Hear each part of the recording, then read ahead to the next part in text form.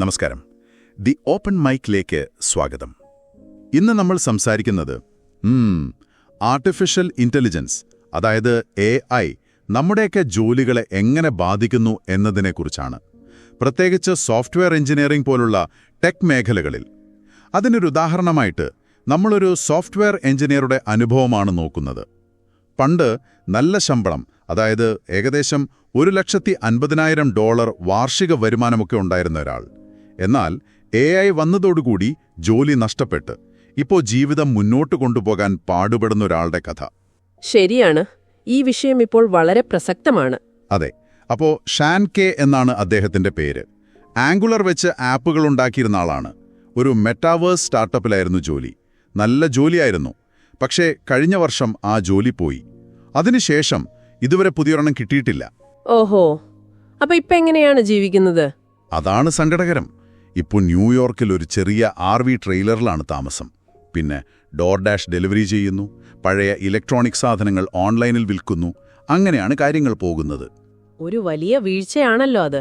$150,000 ശമ്പളത്തിൽ നിന്ന് ഈ അവസ്ഥയിലേക്ക്. അതെ.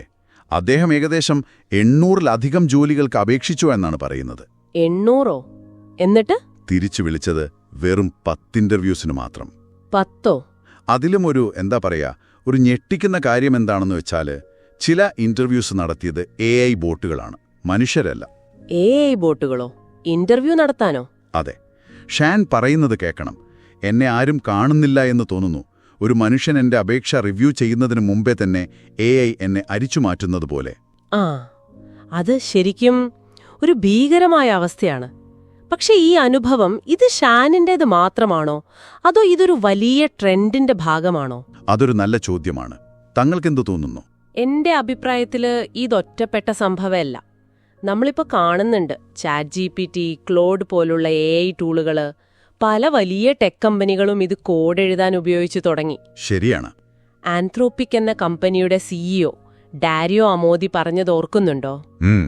എന്തായിരുന്നു അത്? അദ്ദേഹം പ്രവചിച്ചത് 2025 അവസാനത്തോടെ ഏകദേശം 90% കോഡിങ്ങും AI ആയിരിക്കും ചെയ്യാന്ന്. 90%? അതെ. ഒരുപക്ഷെ ഭാവിയില് ഏതാണ്ട് എല്ലാ സോഫ്റ്റ്വെയർ കോഡുകളും AI തന്നെ എഴുതിയേക്കാം എന്നും അദ്ദേഹം പറയുന്നു. ഇത് വിശ്വസിക്കാൻ കുറച്ച് പ്രയാസമുണ്ട്, പക്ഷേ ഇത് തള്ളിക്കളയാനും പറ്റില്ല. ശരിയാണ്. എലോൺ മസ്ക് AIയെ ഏറ്റവും വലിയ ഭയം എന്ന് വിളിച്ചതും, പിന്നെ ഗോൾഡ്മാൻ സാക്സിന്റെ റിപ്പോർട്ട് ലോകമെമ്പാടും 300 ദശലക്ഷം ജോലികൾ നഷ്ടപ്പെടുമെന്നും. അതെ, 300 കോടി ജോലികൾ, അതും ഓട്ടോമേഷൻ വഴി. ഇത് വെറും പ്രവചനങ്ങളല്ല, ഇപ്പോൾ തന്നെ സംഭവിച്ചുകൊണ്ടിരിക്കുന്നുണ്ട്. layoffs.fyi എന്നൊരു വെബ്സൈറ്റ് ഉണ്ട്. കേട്ടിട്ടുണ്ട്. അവരുടെ കണക്ക് പ്രകാരം ഈ വർഷം 2024 മാത്രം ഏകദേശം 400 ടെക് കമ്പനികളിൽ നിന്നായി 130,000-ലധികം പേർക്ക് ജോലി പോയിട്ടുണ്ട്. 130,000? അതെ. ഇതിൽ AI ഒരു പ്രധാന പങ്ക് വഹിക്കുന്നുണ്ടാവാം. ഷാൻ ഈ ഒരു പ്രതിഭാസത്തെ വിളിക്കുന്നത് ദി ഗ്രേറ്റ് ഡിസ്പ്ലേസ്മെന്റ് എന്നാണ്. Great displacement? അതായത് AI നമ്മളെ സഹായിക്കുന്നതിന് പകരം നമ്മളെ അങ്ങ് മാറ്റിസ്ഥാപിക്കുന്നു. ശരിക്കും അതാണോ നടക്കുന്നത്? ഷാൻ വിശ്വസിക്കുന്നത് അതാണ്. കമ്പനികൾക്ക് കാര്യക്ഷമത കൂട്ടുക എന്നതിനേക്കാൾ ആളുകളെ കുറയ്ക്കാനൊരു എളുപ്പവഴിയായി AIയെ കാണുന്നുണ്ടോ എന്നൊരു സംശയം. പ്രത്യേകിച്ച് ഈ ആംഗുലർ, റിയാക്ട്, പൈത്തൺ പോലുള്ള ഫ്രെയിംവർക്കുകൾ ഉപയോഗിക്കുന്ന ഡെവലപ്പർമാർ. കാരണം അത്തരം ടാസ്കുകൾ ഒരുപക്ഷെ AIക്ക് കുറച്ചുകൂടി എളുപ്പത്തിൽ ചെയ്യാൻ പറ്റുമായിരിക്കും. അപ്പൊ എന്ത് ചെയ്യും? ഷാൻ പുതിയ സ്കില്ല് പഠിക്കാൻ നോക്കി. ട്രക്ക് ഡ്രൈവിംഗ് ഒക്കെ പഠിക്കാൻ ശ്രമിച്ചു. പക്ഷെ അതിനുള്ള പണം കണ്ടെത്താൻ പറ്റിയില്ല. അപ്പോ ഈ റീട്രെയിനിങ് അല്ലെങ്കിൽ പുതിയ കഴിവുകൾ പഠിക്കാനുള്ള അവസരം, അത് വളരെ പ്രധാനപ്പെട്ട ഒരു പോയിന്റാണ്. ഈ മാറ്റങ്ങൾക്കിടയിൽ ആരും ഒരു മൂലയിലേക്ക് തള്ളപ്പെടരുത്. ഒരുപക്ഷെ ഈ പുനർപരിശീലനം എന്നത് ഒരു അവകാശമായി മാറേണ്ടതുണ്ടോ? അങ്ങനൊരു ചോദ്യം ഷാനിന്റെ അനുഭവം ഉയർത്തുന്നുണ്ട്. ശരിയാണ്. നമ്മളൊരു സമൂഹം എന്ന നിലയിൽ ഇതിനൊരു പരിഹാരം കണ്ടെത്താൻ ചിലപ്പോൾ കുറച്ച് വൈകിപ്പോയോ എന്ന് പോലും ഷാൻ ആശങ്കപ്പെടുന്നു. കാരണം നമ്മൾ ഉണ്ടാക്കുന്ന ടെക്നോളജി നമ്മളെ തന്നെ കടത്തിവെട്ടുമ്പോൾ എന്താണൊരു മനുഷ്യനായിരിക്കുന്നതിന്റെ അർത്ഥം? അതൊരു വലിയ ചോദ്യം തന്നെയാണ്. അതെ, ഷാനിന്റെ പോരാട്ടം ഇപ്പോഴും തുടരുകയാണ്. ജോലിക്ക് വേണ്ടിയുള്ള ശ്രമം, ഡെലിവറി ജോലി, പ്രതീക്ഷ കൈവിടാതെ മുന്നോട്ടു പോകുന്നു. അതൊരു പാഠമാണ്. പക്ഷെ ഈ ഭാരം മുഴുവൻ അദ്ദേഹം ഒറ്റയ്ക്ക് ചുമക്കേണ്ട ഒന്നല്ല. തീർച്ചയായുമല്ല.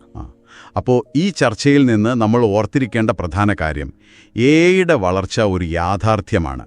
അത് തൊഴിൽ വിപണിയിൽ വലിയ മാറ്റങ്ങളുണ്ടാക്കുന്നു. ഉണ്ടാക്കിക്കൊണ്ടിരിക്കുന്നു.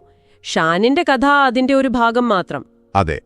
അപ്പോൾ ഈ മാറ്റങ്ങളെ നമ്മൾ എങ്ങനെയാണ് നേരിടേണ്ടത്? സാങ്കേതിക വിദ്യ ഇങ്ങനെ മുന്നോട്ടു പോകുമ്പോഴും ആ ഒരു മനുഷ്യന്റെ മൂല്യം, പരസ്പരമുള്ള ഒരു സഹാനുഭൂതി, അതൊക്കെ എങ്ങനെ നിലനിർത്താൻ പറ്റും? ഇതൊക്കെ നമ്മൾ ചിന്തിക്കേണ്ട കാര്യങ്ങളാണ്. അതെ. അപ്പോൾ കേൾക്കുന്ന നിങ്ങളും ഒന്ന് ആലോചിച്ചു നോക്കൂ. AI നിങ്ങളുടെ തൊഴിൽ മേഖലയെ എങ്ങനെയായിരിക്കും ബാധിക്കുക? അത്തരം മാറ്റങ്ങളെ നേരിടാൻ നിങ്ങൾക്ക് വ്യക്തിപരമായി എന്തു ചെയ്യാൻ കഴിയും? അതൊരു നല്ല ചിന്തയാണ്. എല്ലാവരും സ്വയം ചോദിക്കേണ്ട ഒരു ചോദ്യം.